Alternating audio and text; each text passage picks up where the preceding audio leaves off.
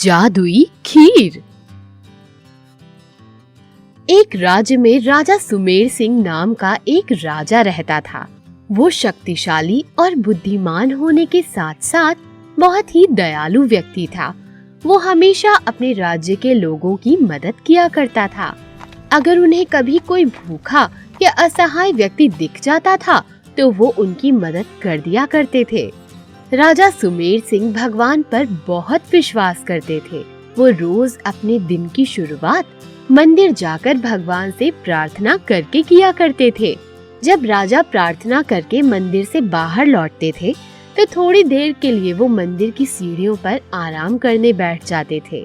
उसी मंदिर की सीढ़ियों के पास दो भिखारी बैठते थे। एक का नाम था रामू, जो हमेशा भगवान से ही मदद मांगता था, और दूसरे का नाम था श्यामू, जो हमेशा राजा सुमेर सिंह से मदद मांगता था।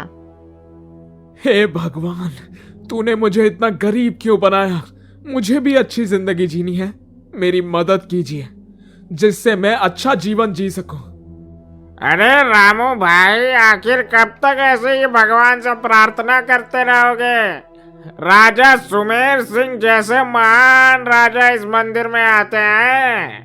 तेरी मदद भगवान नहीं, राजा सुमेर सिंह ही कर सकता है। अगर मांगना है तो उनसे जाकर मांगो।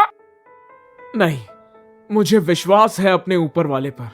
वो मेरी जरूर सुनेंगे।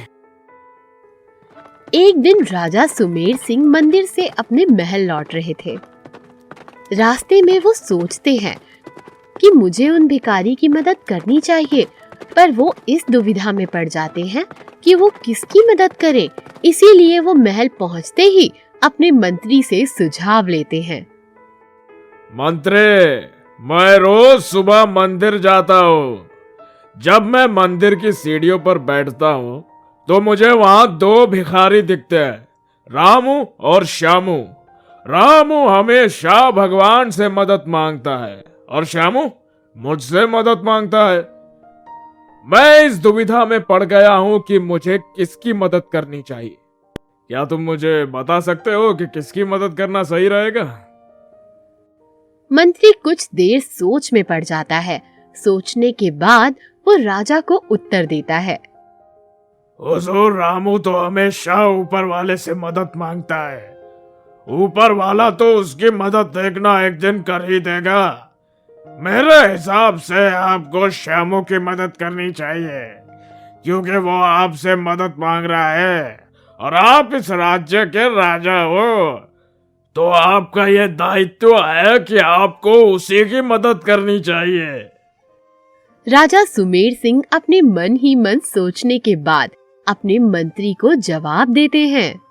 ठीक है, पूर्णिमा की शाम है।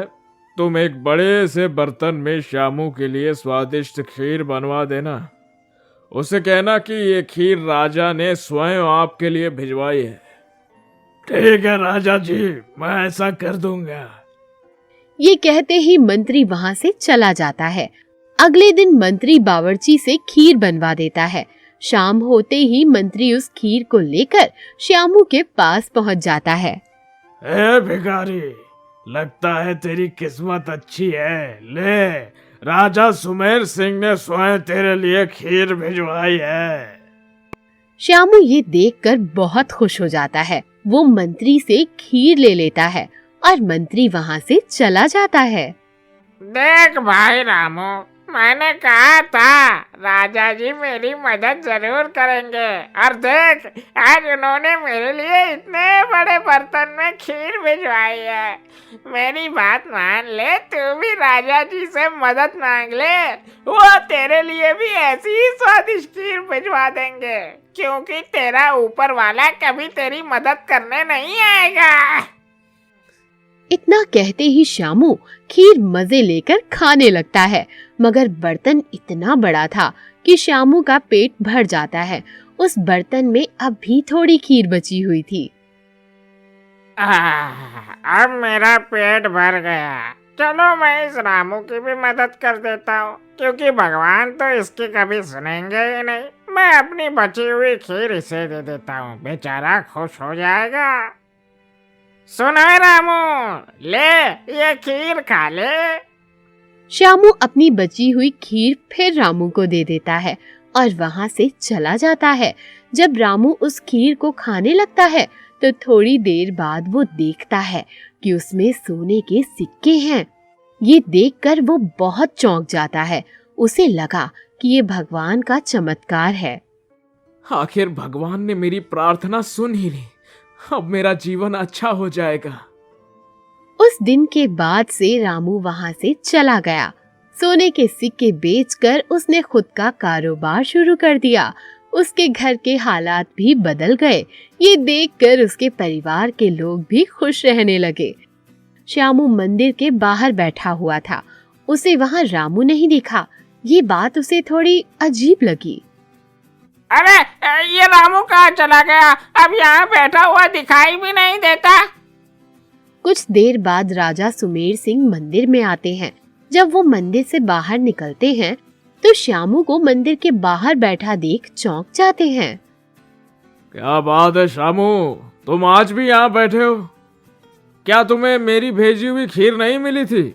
जी हाँ हुजूर, खीर बहुत ही स्वादिष्ट थी, मगर थोड़ी सी बच गई थी, इसीलिए मैंने अपनी बची हुई खीर रामू को दे दी थी।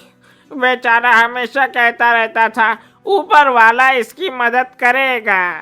उस दिन मैंने उसकी मदद करी तो देखो, शर्म की वजह से जब से यहाँ पर आया भी नहीं। सही में रामू की ऊपर वाले ने सुन ली। राजा जी, मगर रामू की ऊपर वाले ने कैसे सुन ली? मुझे कुछ समझ में नहीं आया। अरे मूर्ख, उस खीर के बर्तन में मैंने सोने के सिक्के छुपाए हुए थे।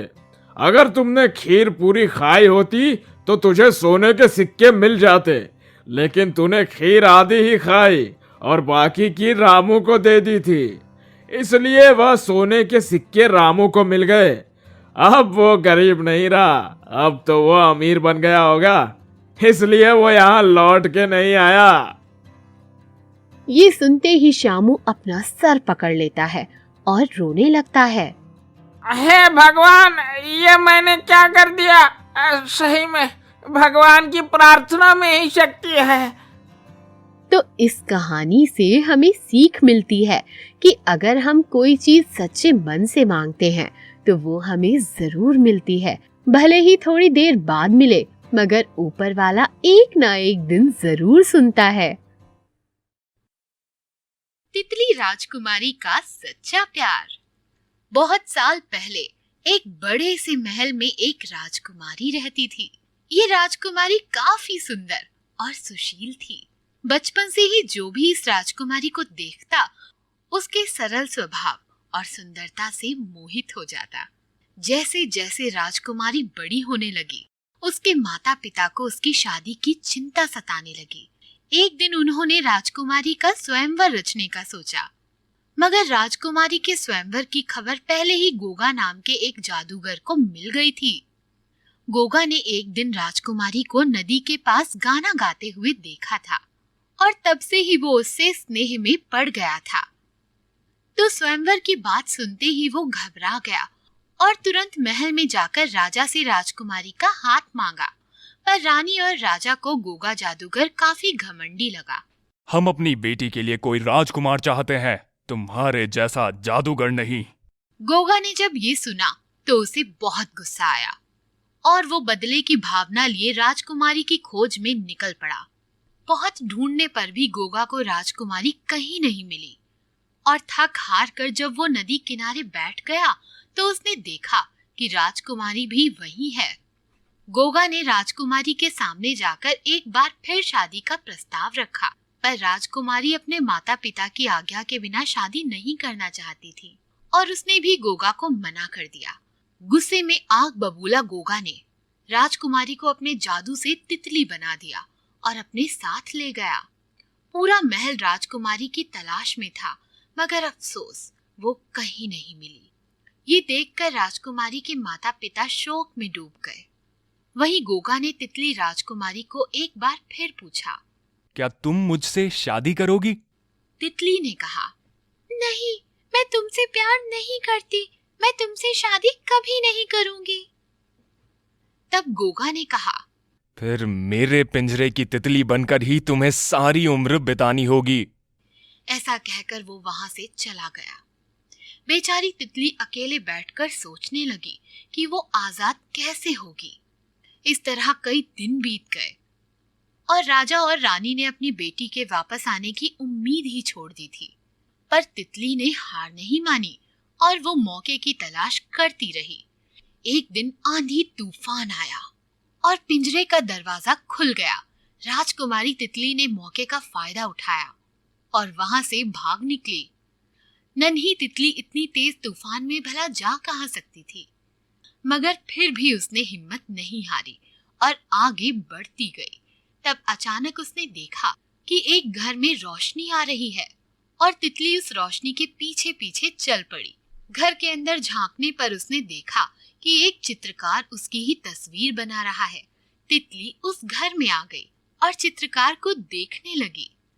ये चित्रकार भी राजकुमारी से प्रेम करता था, मगर खुद को उनके योग्य नहीं समझता था। ऐसे में जब तितली उस चित्रकार के घर पर आई तो चित्रकार ने बहुत संभाल कर उसे एक कांच के डिब्बे में रख दिया और कुछ दिन बाद उसे जंगल में छोड़ दिया ताकि वो आजाद हो सके। बेचारी तितली ने चित्रकार को बहुत समझाने की कोशिश की कि वो ही राजकुमारी है, मगर वो था इंसान। आखिर तितली की भाषा कैसे समझ पाता। अकेली निराश तितली एक पेड़ के पास जाकर रोने लगी। तब पेड़ से एक परी आई और उसने कहा, तुम राजकुमारी हो ना, जिसने इस जंगल के जानवरों के लिए नए पेड़ लगाए थे? तितली हैरान रह गई कि परी ने उसे पहचाना कैसे। तब परी ने कहा, मैं तुम्हारा असली रूप देख सकती हूँ। तितली ने कहा, मुझे एक बार फिर इंसानी रूप में आना है और अपने माता पिता के घर जाना है। तब परी ने कहा, काश मैं ये कर पाती। तुम पर जादूगर गोगा का जादू है और मैं इस जादू को हमेशा के लिए उल्टा नहीं कर सकती, मगर जिंदगी में एक बार तुम्हें इंसान बनने का मौका मिलेगा, केवल 2 मिनट के लिए। पर मैं तुम्हें एक और वादा देती हूँ कि तुम्हारा रूप तो नहीं, पर तुम्हारी आवाज मैं तुम्हें लौटा सकती हूँ। ऐसा कहकर परी वहां से गायब हो गई। परी के गायब होने से तितली राजकुमारी एक बार फिर अकेली हो गई और रोने लगी। पर ये क्या, इस बार वो तितली की तरह नहीं बल्कि इंसान की तरह रोने लगी। हैरान होकर तितली ने सोचा कि अब एक बार फिर मैं उस चित्रकार के पास जाती हूँ और उसका शुक्रिया करती हूँ। ऐसा सोचकर तितली उड़ते हुए एक बार फिर चित्रकार के घर जा पहुंची। तितली को वापस आता देखकर चित्रकार हैरान रह गया और उसने सोचा कि शायद एक बार फिर उसके पंखों को चोट लगी होगी। मगर घर के अंदर आते ही तितली बोल पड़ी, मैं वही राजकुमारी हूँ जिसके चित्र तुम बनाते हो और जिससे तुम प्रेम करते हो। मुझे इंसान बना दो, मेरी मदद करो। पहले तो चित्रकार को यकीन नहीं हुआ, मगर फिर उसने राजकुमारी की आवाज को पहचान लिया। राजकुमारी ने उसे गोगा की सारी कहानी बताई और ये सुनकर चित्रकार ने कहा, चाहे मेरी जान ही क्यों ना चली जाए, मैं आपको एक बार फिर इंसान बना दूंगा। तितली इस चित्रकार के स्नेह को देखकर काफी खुश हुई और दोनों मिलकर गोगा के घर गए। यहाँ गोगा गुस्से में लाल हुआ बैठा था और उसने जैसे ही चित्रकार को तितली के साथ देखा, वो अपने गुस्से पर काबू नहीं कर पाया और उसने एक भाला चित्रकार की ओर दे मारा।